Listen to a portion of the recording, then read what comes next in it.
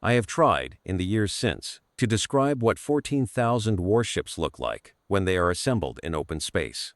There is no satisfying description. Language was built for smaller things. 14,000 vessels of the Vorkai depth, arranged in the classical envelopment array that our admirals had refined over 800,000 years of continuous civilization. They filled the scanner field edge to edge. The formation occupied 11 light seconds of open space between the outer veil and the nameless colony planet that had been designated for erasure. 11 light seconds of warships. The rearmost elements of the array were not visible to the naked eye from the Admiral's bridge. They existed for practical purposes as data only, icons on the tactical display, acknowledgement pings in the formation net. The low carrier hum of their mass fold drives filtered through the deep scan array. I was standing at the tertiary tactical station on the bridge of the Vorkai Fleet Command Vessel. Inviolate theorem. When the deployment reached full order, that was my position. Commander Sarathon, tertiary tactical, responsible for the deep scan readout, for the anomaly log, for anything the primary and secondary stations decided was too slow or too quiet to warrant their attention. In a fleet engagement, tertiary tactical is not a prestigious post. Primary handles the enemy, secondary handles our own fleet's coordination. Tertiary watches the dark at the edges, the debris fields, the background radiation, the old contacts that change nothing. I was, in other words, responsible for the irrelevant. Our fleet admiral was a Vorkai of the deep castes, a creature of extraordinary patience and almost geological confidence. His name was Fleet Prime Osivith Den, and he had commanded the depth's military apparatus for 240 years. He had prosecuted 11 campaigns of erasure against species that had made the mistake of settling in the subspace fold corridors that the Vorkai considered sovereign. He had never lost a campaign. He had, to his knowledge, never lost a vessel in significant combat. Skirmishes, yes. Single ship contacts, the occasional patrol lost to a desperate colony's improvised weapon. But in fleet engagement, the Vorkai depth had not suffered a meaningful defeat in 600,000 years of recorded history. I want to state that clearly. 600,000 years. The species we called the Pale Builders, humanity in their own tongue, though we did not know that then, had been a catalogued presence in our archives for approximately 900 years. A young species. Mobile, prolific, aggressive in the way that young species often are, before they understand what the galaxy is and what their proper place within it might be. We had watched them develop faster than light transit in the standard fashion. First crude, then competent, then dangerously expansive. They had settled across a region our admirals estimated as perhaps 1,200 light-years of volume. They had fought several wars among themselves. They had fought border conflicts with 3 other species we had catalogued. In every conflict, the Pale Builders had eventually won. That was notable, and our archivists had flagged it. Our admirals had reviewed the flag and made a determination. The Pale Builders were aggressive and capable within a limited technological window, but their vessels were individually small. Their tactical doctrine was crude, and their materials science, while inventive, did not approach the Vorkai standard. They were not a civilization capable of threatening the depth. They were a civilization that had, unwisely, settled a colony at the edge of the outer fold corridor, our fold corridor, and they would need to be removed. Fleet Prime Den had assembled 14,000 warships for the purpose. This was not considered an overstated response. The Pale Builders colony at the world we had designated Terminus 7 had a population of approximately 2 million. Their in-system defense force numbered, according to our most recent survey, 43 vessels of various sizes. Fleet Prime Den had assembled 14,000 warships, because that was the number that guaranteed what he called a clean result. No survivors to broadcast the engagement, no damaged vessels of ours to explain. A colony that existed one day and did not exist the next, with no credible testimony as to the reason. The Vorkai depth had performed clean results before, many times, across the long millennia. Each prior erasure had proceeded in the same fashion: detection, deployment, engagement, silence. The species in question would attempt to fight. Sometimes they had allies who attempted to fight. Eventually the arithmetic would resolve itself, because the arithmetic always resolved itself when one side had 14,000 warships and the other side did not. We had no reason to believe this would be different. I remember the pre-deployment briefing in precise detail. It was a quiet affair. 16 senior officers gathered in the command section of the Inviolate Theorem, standing around the tactical table while Fleet Prime then reviewed the engagement parameters with the unhurried certainty of a being who had rehearsed this particular conversation 11 times before and found nothing new in it. The colony's population, the distribution of the defense fleet, the projected engagement duration. He estimated the primary engagement phase at 3 hours. He estimated total operation time, including the final sweep to confirm no surviving colony infrastructure, at 8 hours. He was precise without being tense. He was the way a craftsman is when the work is familiar and the tools are good. I remember thinking, during that briefing, that the scale of what we were doing was not troubling to him, because he had never experienced the scale as remarkable. When you have commanded this kind of force for 240 years, 14,000 vessels is simply the appropriate tool for the task, no different in his mind than selecting the correct instrument for a surgery. I had been at tertiary tactical for 6 years by that point.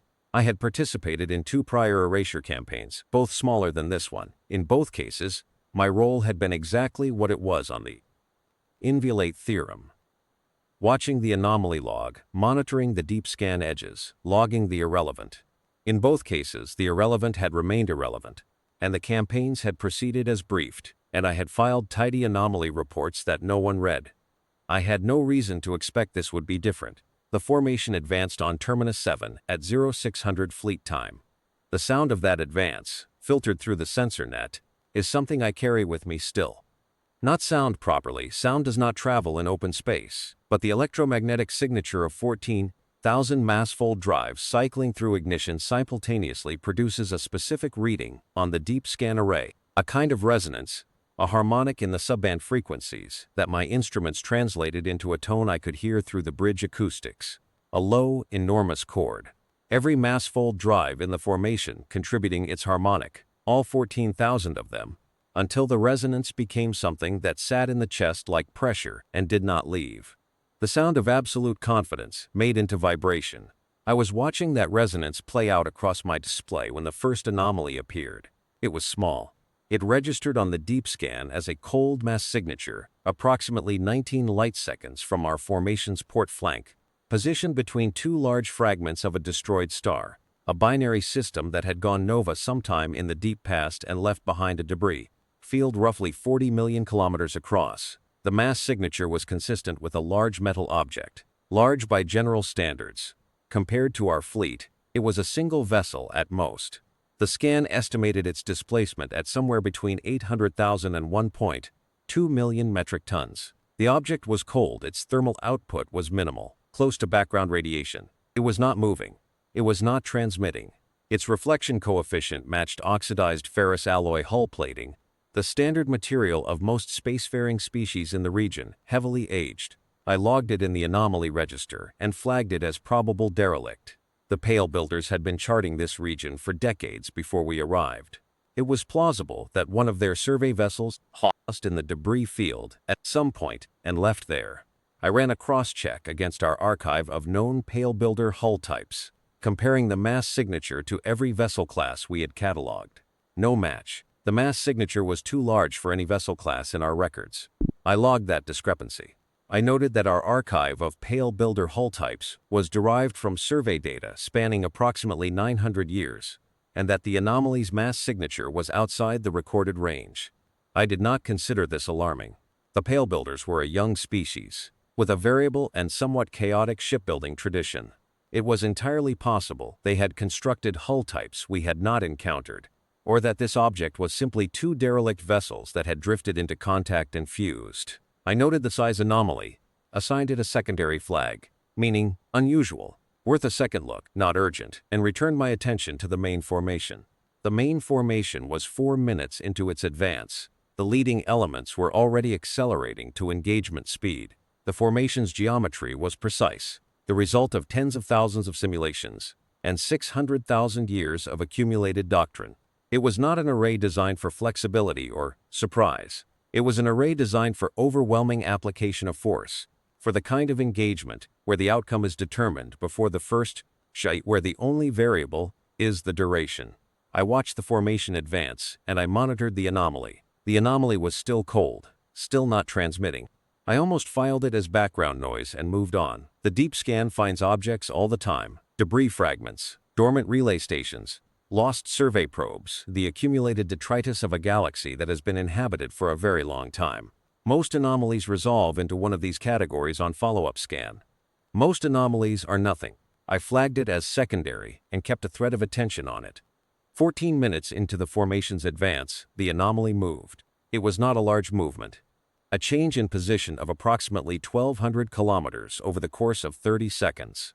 Against the scale of the surrounding debris field, it was almost nothing. But cold objects in a debris field do not move.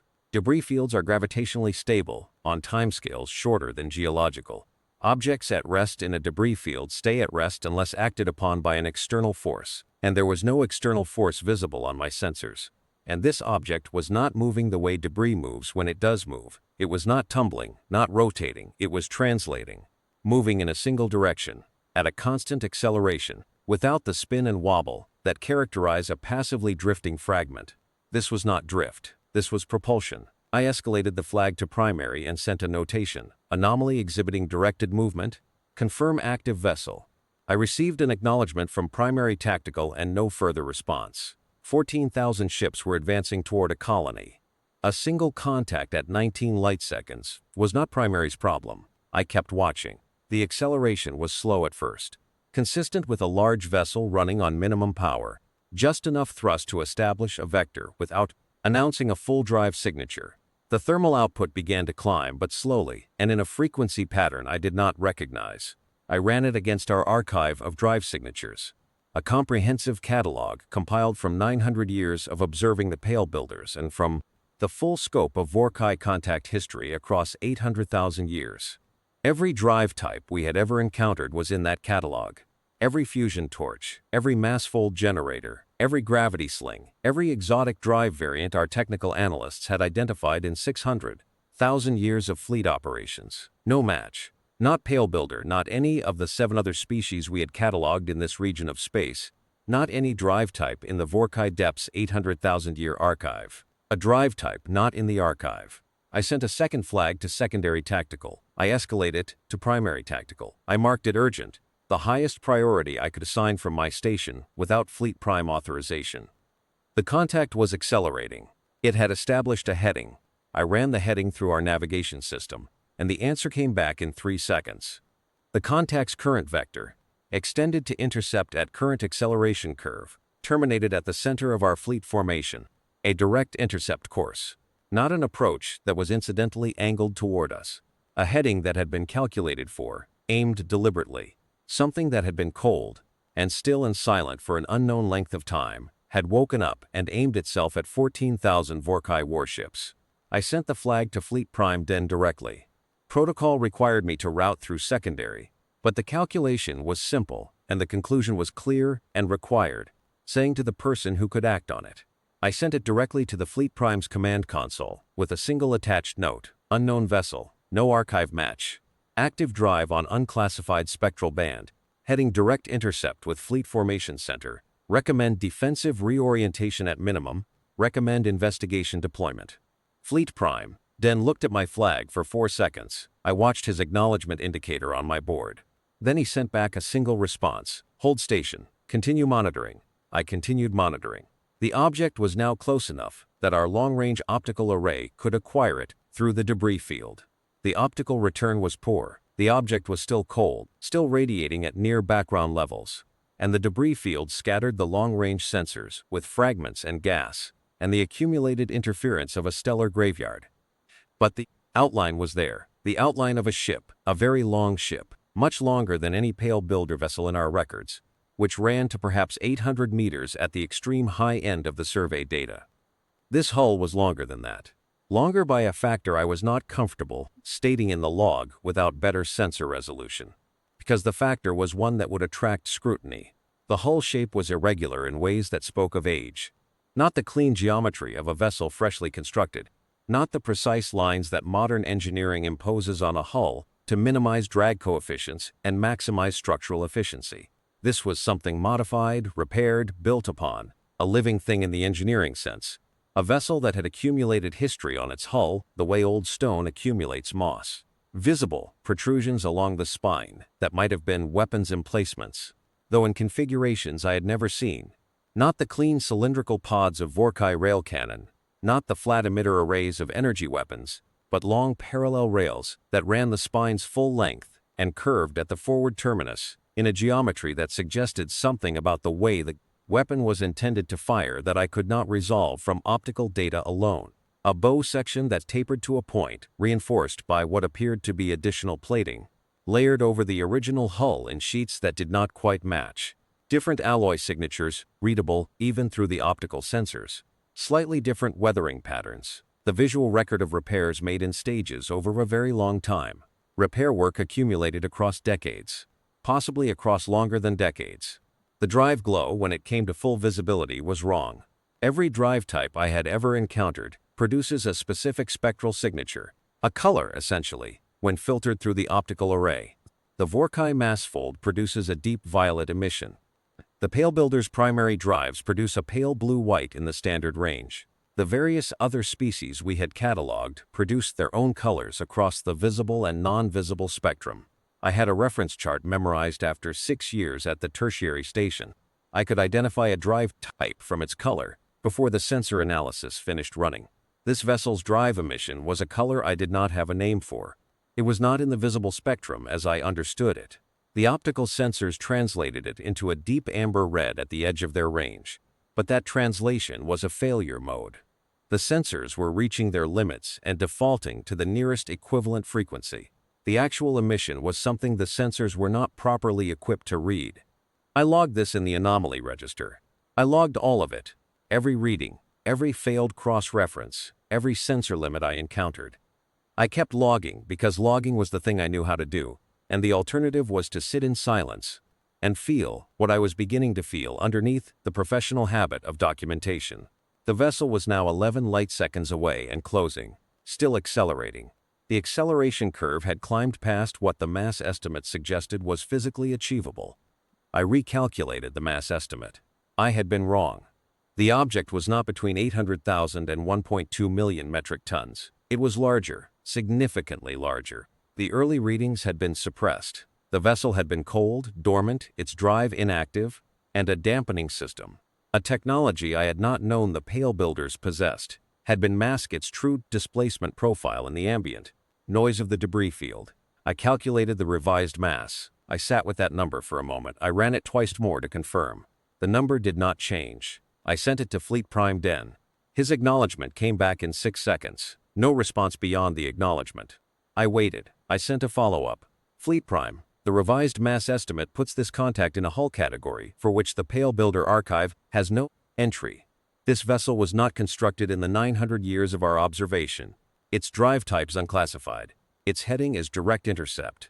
Request authorization to devote primary tactical resources to analysis and defensive preparation. His response, Commander On, maintain station.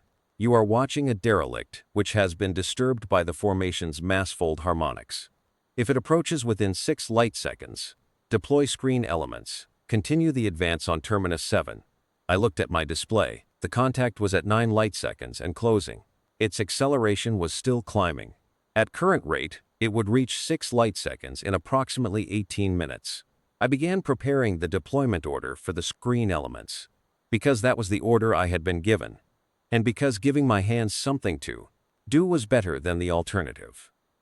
The vessel was now close enough that the optical sensors could resolve it with some clarity despite the debris, field interference. I looked at the image on my display and I understood, in a way that bypassed the professional part of my mind and moved directly into something older and quieter, that I was looking at something extraordinary. It was vast. The word does not capture it. I keep returning to that word, because language was built for smaller things, and this is the same problem I faced when describing the formation, and the truth is that the two vastnesses were not equivalent, even though the formation occupied a greater volume of space. The formation was many things. This was one thing. One hull, one presence, one weight against the scanner field. It occupied the center of my sensor display the way a planet occupies the sky when you are in low orbit, not as a distant object but as a condition of the environment. Something that changes the character of the space around it simply by being there. The hull was dark. A deep near black, not the clean black of a vessel freshly painted. The black of extreme age, of hull plating that had oxidized through exposure to radiation and vacuum across a period I could not estimate, of a surface that had seen so much that the light no longer had anything new to offer it. The layered repair plating I had identified from optical data was clearly visible now, and I could see that the layers were old, and that some of the layers were older than the hull beneath in certain sections, which made no logical sense, and yet the sensor returns were unambiguous. Hull plating repaired before the original plating had fully weathered, as though the vessel had been repaired before it was built. As though time had touched it in ways that even the engineers who constructed it had not anticipated or planned for. The weapons emplacements were visible along the spine. Long rails, I counted 19 primary emplacements, and the word primary was a judged call I was making based on their size and positioning. They were not point defense. They were not secondary armament. They were the kind of installation you build when the weapon is the point of the vessel, and everything else is secondary. Along the flanks, at regular intervals corresponding to approximately one emplacement every 200 meters, were structures I could not immediately classify. Circular apertures, each perhaps 100 meters in diameter, sealed. Closed irises of hull plating, flush with the surface. They showed no active power signature. They were dormant. The hull was covered with them. I counted 47 of the circular apertures on the port side alone, which meant by symmetry a similar number on the starboard side, and along the ventral and dorsal surfaces as well. I did not know what they were. I ran them against the full Vorkai Weapons Systems archive, against the complete catalog of every weapons platform we had ever encountered in 800,000 years. No match. Not remotely close to a match. The apertures were something new, and new, in my experience, is a word that should not apply to weapons systems in a galaxy that has been armed for as long as this one has. At 5 light seconds, Fleet Prime Den deployed the screen elements. 212 Vorkai warships broke from the outer formation ring and established a defensive perimeter between the fleet and the approaching contact. A standard screening deployment, precise and rapid, the product of endless formation drills. 212 vessels, each of them a frontline warship of the depth, each of them crewed, armed, and at full combat readiness. A force that, considered in isolation, would have been sufficient to erase a civilization like the Pale Builders entirely. Screen Commander Karis Vel, a senior fleet officer of considerable experience, hailed the approaching vessel on all standard communication frequencies. No response. He hailed it in the 47 communication protocols in the Vorkai archive, covering every known species contact methodology we had developed. No response. He attempted a deep scan lock on the hull for detailed analysis. No response, but the scan returned something as it interrogated the vessel's outer hull layers. A fragment of registry data, a partial entry buried in the outermost transponder layer, encoded in what the scanner identified as the Pale Builder linguistic system, which was in our archive. I pulled the fragment and ran the translation. The translation came back. ISV Korath's Grave. Commission Day 14. Year 2294. Pale Builder Reckoning. Last recorded deployment, year 2024. Status: decommissioned by order of the Pale Builder Admiralty. Sealed by Gravity Tom Protocol effective year 2294. Not to be reactivated without Admiralty authorization. Classified above clearance level maximum. Secondary registry note. Vessel placed in tomb formation 7 deep between stellar remnants 7 Den Alpha and 7 Den Beta by order of Pale Builder. Admiralty First Council, year 2294. The year was currently 2524 in Pale Builder reckoning. The vessel had been sealed for 230 years. I looked at that translation for a long time. Then I looked at the vessel itself, filling my optical sensors, still accelerating, still cold except for the drive emission in the color I had no name for. Sealed for 230 years. Gravity Tom Protocol, a phrase I did not understand, but which I could infer from its internal logic. A sealed vault, a deliberate burial, a vessel placed between dead stars and locked away and told no one to open. Classified above clearance level maximum, which meant that in the Pale Builder system, as in ours, there existed a classification tier above the highest standard tier. A thing so sensitive that knowledge of it was itself restricted, and yet it was open. And it was moving, and it was aimed at 14,000 Vorkai warships.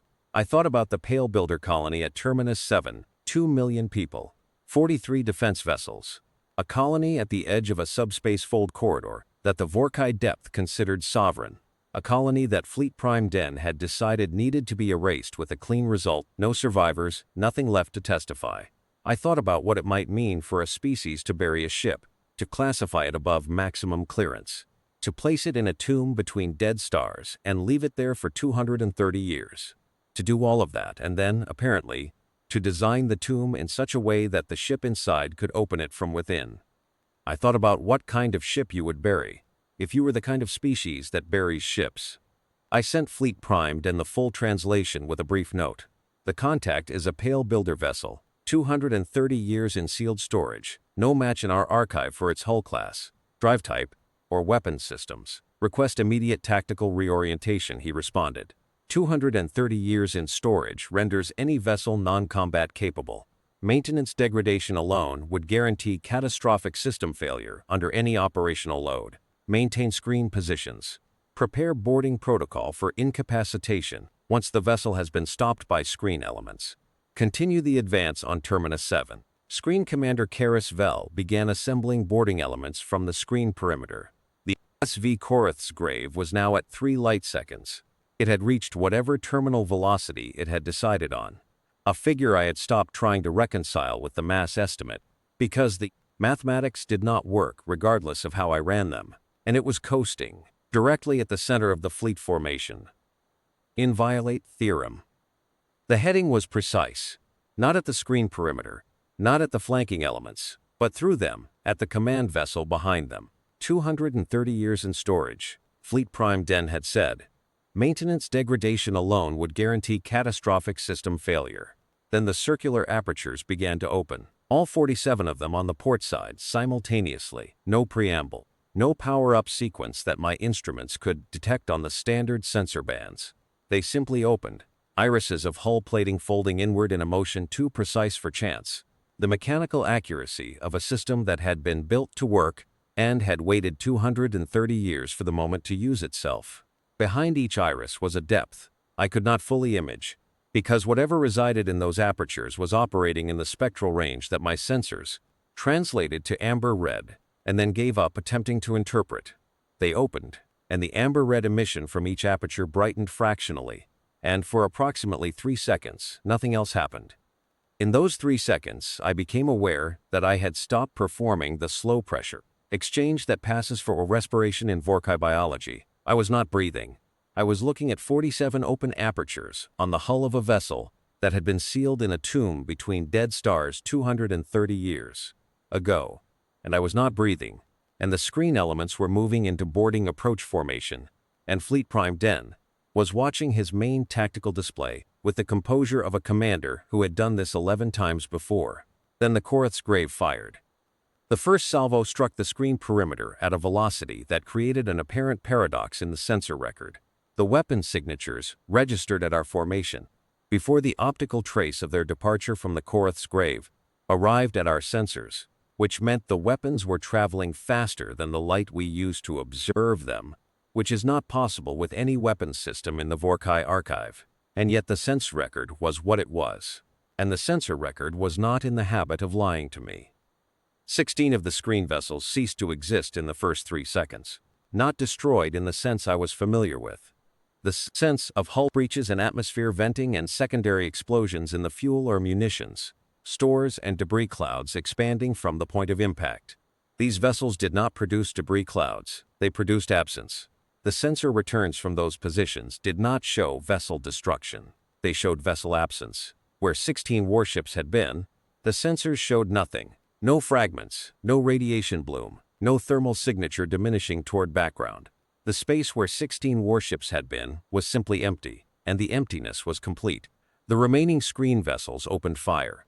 The Vorkai Depth's primary weapon systems are the product of 800,000 years of continuous research and development. They are among the most advanced in this region of the galaxy by any standard of measurement the Depth has ever applied.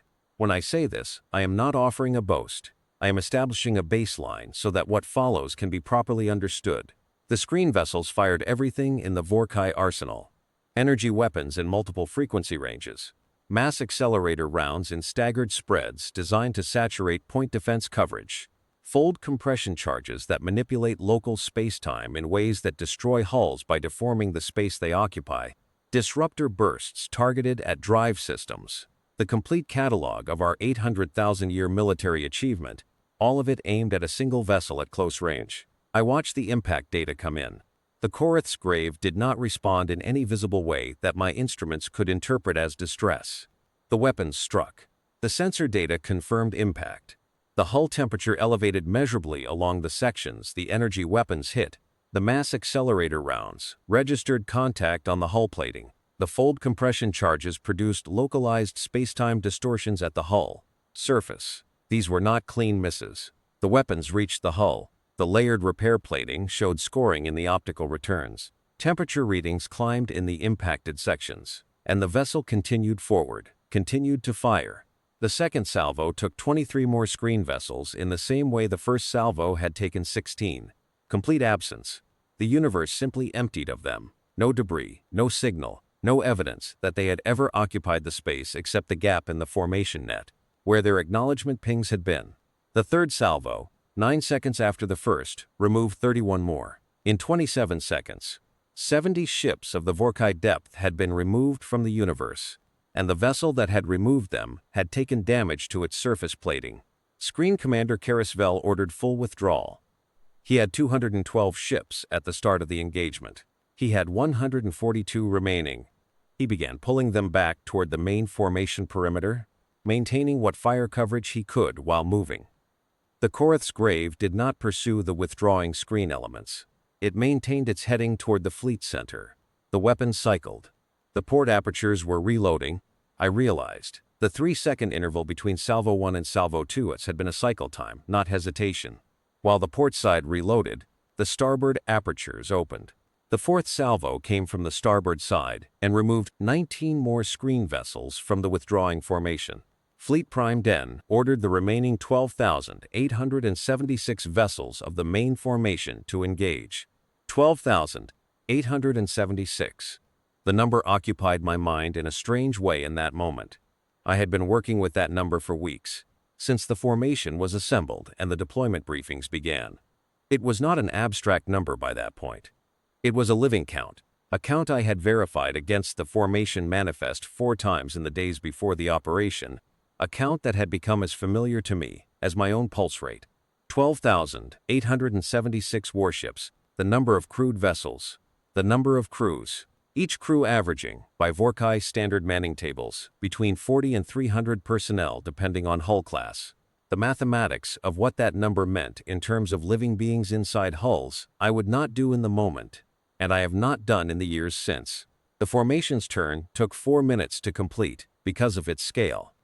The outermost elements were thousands of kilometers from the center, and coordinating the geometry even with automated formation management requires time when the formation is 11 light seconds across. During those 4 minutes, the Korath's grave continued to fire on the screen remnants. Screen Commander Karisvel's withdrawal was proceeding as ordered, and the Korath's grave was not pursuing him. It was maintaining course towards the main formation, firing as the screen remnants passed through its arc, removing more of them with each salvo. Vel got 49 vessels clear of the engagement zone, from 212-49. I logged the number. When the main formation completed its turn and brought all weapons to bear simultaneously, the engagement changed in character, if not in outcome. The fire output of 12,000 Vorkai warships concentrated on a single vessel is a figure I cannot convey in practical terms. The nearest reference point in my training was the theoretical maximum saturation figure from the Weapons Faculty's Doctrine Manual, which described a scenario no one expected to actually execute, because you would never concentrate an entire battle fleet on a single point target in genuine combat.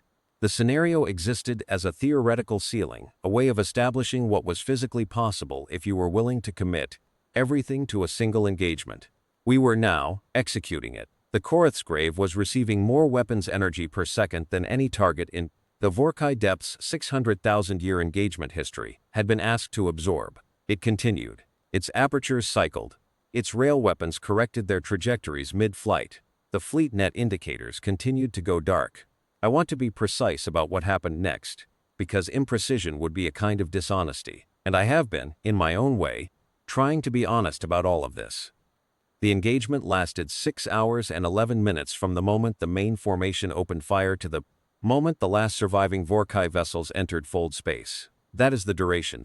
6 hours and 11 minutes. Not an instant, not a moment. Not a brief and catastrophic exchange that ended before anyone could fully understand what was happening. 6 hours and 11 minutes of continuous engagement, in which one vessel maintained fire against a fleet, and the fleet maintained fire against one vessel, and in which the fleet diminished and the vessel did not. The Koreth's Grave fired its portside apertures until they cycled to reload, then fired its starboard apertures while the port cycled, then returned to port. The cycle time was approximately 3 seconds per side, which meant a sustained salvo rate of 1 engagement every 3 seconds, alternating between port and starboard. The rail weapons along the spine fired on a different interval, slower, heavier, aimed at specific targets rather than volume coverage, with a precision that our tactical analysis would later calculate as requiring sensor and targeting systems operating several orders of magnitude beyond the current Vorkai standard. The rail rounds were not projectiles in any sense I had previously understood projectiles. They did not simply travel ballistically toward their targets. The sensor data on their trajectories showed curves, mid-flight adjustments, corrections in the round's path that continued even after the round had passed the midpoint of its flight, as though something on the Koreth's Grave was watching each round individually and correcting its course in real time. Our vessels performed evasive maneuvers, standard doctrine, hard burns perpendicular to the threat vector, randomized intervals, unpredictable timing. The rounds followed, not all of them. Some missed, some were intercepted by point defense systems, and I want to be honest about this because the truth matters. Our weapons worked, our vessels fought, our officers and crews did what they were trained to do, and some of that fighting was effective. The Koreth's Grave's hull temperature continued to climb across the engagement. The scoring on the surface plating deepened. The vessel was taking damage in the strict physical sense of material degradation. But the ratio was what it was, and the ratio did not improve, and after 3 hours, I stopped calculating the rate at which our fleet net indicators were going dark, because the number had stabilized at something I did not want to look at directly. For 6 hours and 11 minutes, I sat at the tertiary tactical station of the inviolate theorem and watched my fleet die around me. I watched it in the sensor data, not in direct observation. We were positioned behind the main formation, as command vessels positioned themselves, and the engagement was playing out across hundreds of thousands of kilometers of space. But the sensor data was detailed, and the fleet net was detailed, and the formation icons were detailed, and watching them wink out, one by one and in clusters, was a precise kind of knowledge that I would have preferred not to have. Fleet Prime then issued orders throughout the engagement. I want to record this because it is true and because fairness requires it. He adapted. He is a commander of 240 years, and he deployed everything in that 240 years when confronted with a problem he had not encountered before. At the 2-hour mark, he ordered the formation dispersed, spreading the fleet across a volume that no single vessel could efficiently engage, forcing the Koreth's Grave to choose targets rather than engage in volume fire. The Koreth's Grave chose targets with the same flat precision it had displayed from the start. The dispersal changed the engagement geometry and did not change the rate of loss. At the 3-hour mark, he ordered an envelopment, the formation's most powerful tactical posture, used in all 11 prior campaigns to decisive effect. 6,000 vessels attempting to surround the Koreth's Grave and bring converging fire from every vector simultaneously, so that the target could not fire in any direction without being struck from another. The envelopment required the vessels attempting to complete it to pass through the Koreth's Grave's firing arcs during the maneuver. Many of them did not complete the maneuver.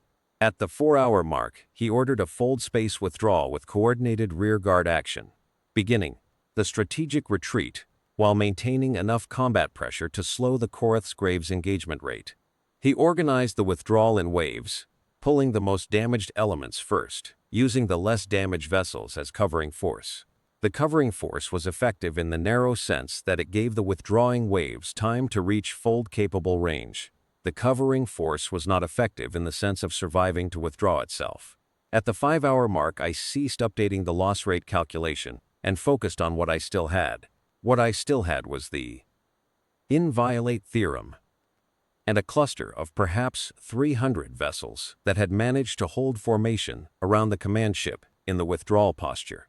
300 vessels from 14,000. 2% of what we had come with. I was doing the arithmetic automatically, the way a trained officer does arithmetic, without deciding to do it, without wanting the result. Fleet Prime then ordered the cluster to engage directly and aggressively while the remaining fold-capable vessels completed withdrawal. He issued this order in the same precise voice he had used throughout the engagement. There was no variation in his tone. Whatever he was experiencing internally, his voice gave nothing away, and I did not ask. The inviolate theorem. Engage directly. Our weapons found the Koreth's Graves hull, closer now, close enough that the sensor readings were far more detailed, close enough that I could see the scoring on the hull surface in real time, the gradual accumulation of material damage that our sustained fire was producing. The hull was being worn, not quickly, not at a rate that suggested the engagement could be decided by our side. But the physical law of material degradation was holding. Fire enough energy at a surface, and the surface degrades. The Koreth's Grave was not invulnerable. It was simply much more durable than anything our weapons were designed to face at this engagement duration. The cluster diminished around us. 200 vessels, 150, 80, 30. The FleetNet notifications were coming too fast to track individually. I had switched to aggregate loss rate display, and the aggregate was moving too quickly. At the 6-hour and 8-minute mark, Fleet Prime then looked at me across the bridge. I was still at the tertiary tactical station.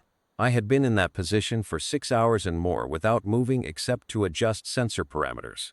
My hands were at the console. I had been transmitting and logging the entire time, because I did not know what else to do, and because the record mattered, and because if anything was going to survive this engagement, it should be the record of it. He looked at me and he said, in the formal military register that Vorkai officers use for official communications, Commander On, prepare to record final fleet status for the archive. I said, Fleet Prime. There are 9 vessels remaining in the formation, including this one. The fold drive is operational. The withdrawal corridor is marginally available on the port-aft vector. If we move now, he said, we move now. I don't know what changed in that moment. I have spent years wondering about it. I don't know if it was my words, or the number 9, or something else entirely. Some private calculation that Fleet Prime Den completed in the time between my first sentence and my second that resolved in a direction he had not previously allowed himself to go. He gave the order, and the 9 surviving vessels of what had been the largest Vorkai fleet in 600 years spun up their fold drives simultaneously and moved. I was watching the sensor feed as we entered the fold transition sequence. I watched because the habit of watching was stronger than the desire to stop. The Koreth's Grave was 7,000 kilometers off our port flank, and it was, and this is the thing I have spent years trying to explain to people who were not there, it was watching us go, not pursuing, not firing. Its apertures were still open, still operational, still producing that amber-red emission that my sensors had given up trying to classify. The rail weapons along the spine were oriented toward the withdrawing vessels. The targeting systems that had followed individual rounds through mid-flight corrections for 6 hours were, presumably, tracking us still. But the Koreth's Grave was not firing. It had stopped. We cleared the fold corridor threshold. 2 of the 9 vessels did not reach fold before something changed. I lost sensor clarity in the chaos of fold transition, and cannot say with certainty what happened to them. Whether the Koreth's Grave resumed fire, or whether they were destroyed by the cumulative damage they had already sustained. The fold took the inviolate theorem, and I lost the feed. I know what the surveyors found 43 days later when the depth sent a team to document the engagement site. I have read the survey report many times. The debris field covered 6 light seconds. The material remnants of nearly 14,000 Vorkai warships, the accumulated wreckage of 800,000 years of naval engineering, reduced to a debris field. The survey team characterized it as the largest single engagement debris field in the archive. It held that distinction in the original position of the cold anomaly, where the mass signature had first registered before the vessel revealed itself. Nothing, no ship, no drive signature, no thermal output above background, No Korth's grave. It had returned to the debris field between the dead stars. The survey team needed 3 passes and a close approach before the lead surveyor identified the structure. It appeared, at first scan, to be a natural formation, a cluster of asteroid-scale objects arranged in a roughly spherical pattern around a central gravitational saddle point, positioned between 2 large stellar remnants. Natural formations can produce this kind of arrangement through gravitational dynamics over long timescales. The surveyor almost logged it as natural. What changed her mind was the regularity. Natural formations are not regular. Gravitational dynamics introduce variation, asymmetry, the accumulated noise of random processes over time. These objects were positioned at intervals that were too precise, with masses that were too carefully chosen, at angles that were too deliberate. Someone had placed them there. Placed them with a precision that suggested extensive calculation and the ability to move asteroid-scale masses to within meters of their intended positions. The objects were the anchor masses of a gravity tomb installation, a cradle of precisely positioned gravitational sources, creating a stable equilibrium at the central point where the environmental conditions would keep something cold and still and hidden for as long as the anchor masses held their positions. The engineers who designed it had calculated that the anchor masses would hold position for approximately 60,000 years before natural perturbation degraded the equilibrium past the margin of error. The Korth's grave had returned to its tomb. The survey team found no external entry point, no hatch in the tomb structure accessible from outside, no mechanism by which the vessel could have been opened from the outside. The tomb was sealed from within.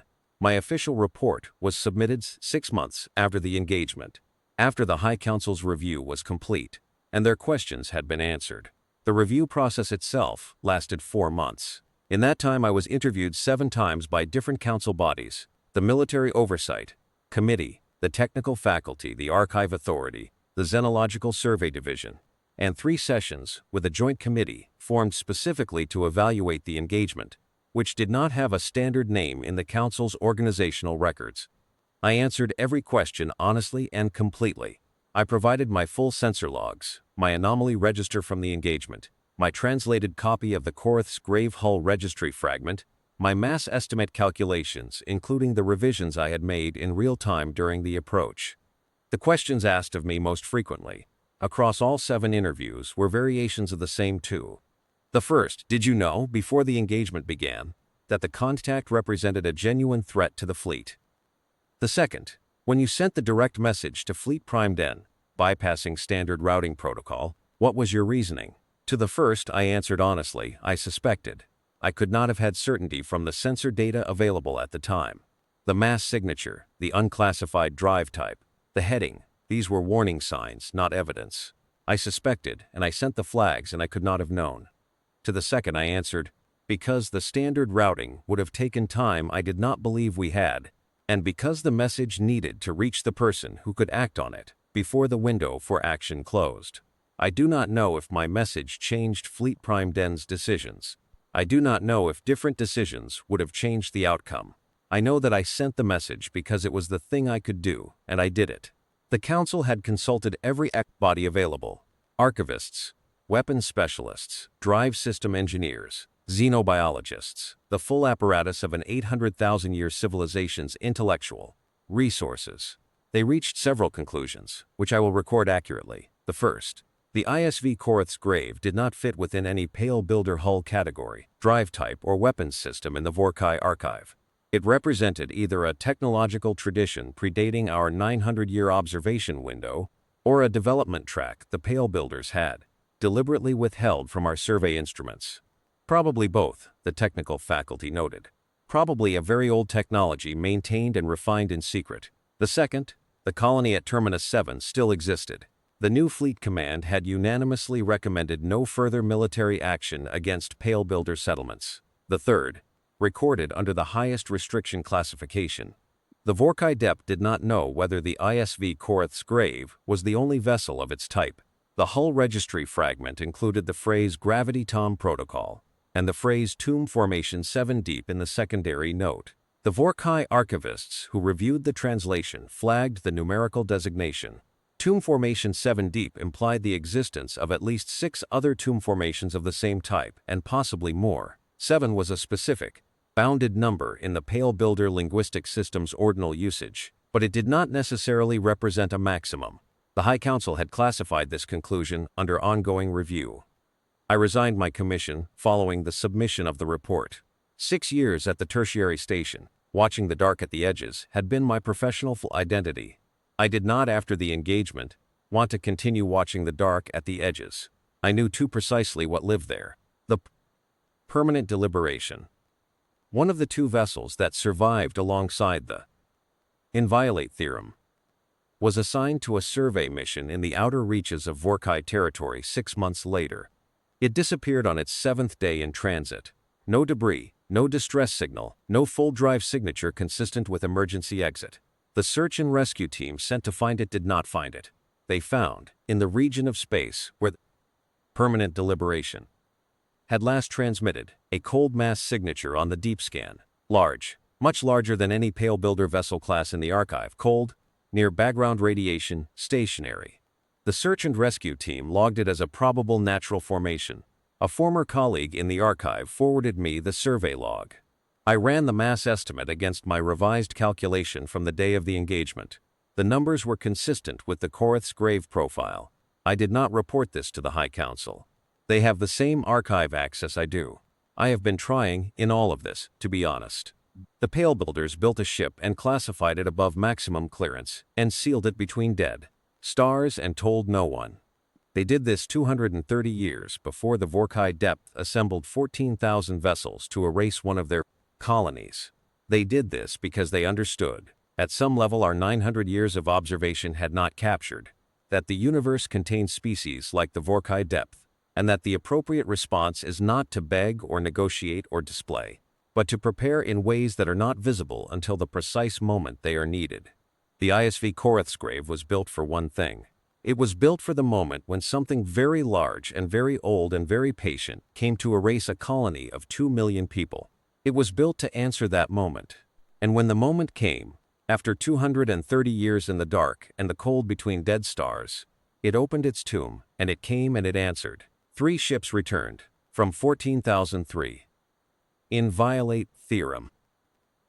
Permanent deliberation, which is now gone, and the 4th application, which held together for 17 days after the engagement, before the atmosphere breach became unmanageable, and the crew was evacuated, and the hull was decommissioned. 2 ships, in the end, that completed the return. Whatever the Pale Builders put in the Korath's grave, whatever they had sealed behind that hull and left between the dead stars, it accomplished exactly what it was built to do, and then it went home. It made no announcement. It sent no message on any frequency. It did not follow us through fold space. It stopped, and it went back to the dark, and it was cold again. I have thought about the stopping for a long time. A vessel that had the capability to follow us, to track 2 ships through however many fold transitions it chose to pursue, and it stopped at the edge of our withdrawal corridor and let us go. Maybe the protocol was bounded. Engage the threat, neutralize the fleet, withdraw. Maybe the calculus was precise. The threat to Terminus 7 was gone. The purpose was served. Nothing further required action. Return to tomb. Await the next time the purpose is needed. Or maybe the stopping was something more deliberate. A restraint that was itself a message. We did what was necessary and no more, because we chose to stop, and you should think carefully about the distinction between cannot and choose not to. I do not know which interpretation is correct.